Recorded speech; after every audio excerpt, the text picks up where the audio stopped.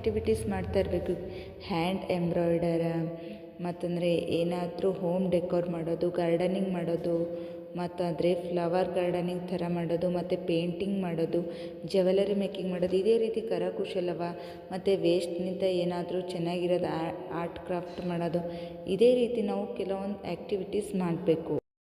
ನಾವು ಅವಾಗವಾಗ ನಮ್ಮ ಪಾಪು ಜೊತೆ ನಾವು ಮುಟ್ಟಿ ಮಾತಾಡ್ತಾ ಖುಷಿಯಾಗಿ ಫೀಲ್ ಮಾಡ್ಕೋಬೇಕು.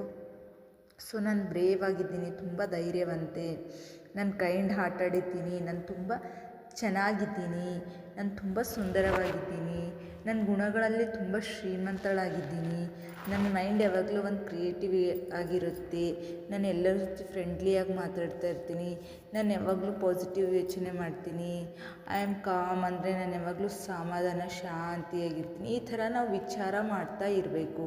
ಈ ವಿಚಾರಗಳು ಪಾಪಗೂ ಬೆಳೆಸ್ಕೋತದ.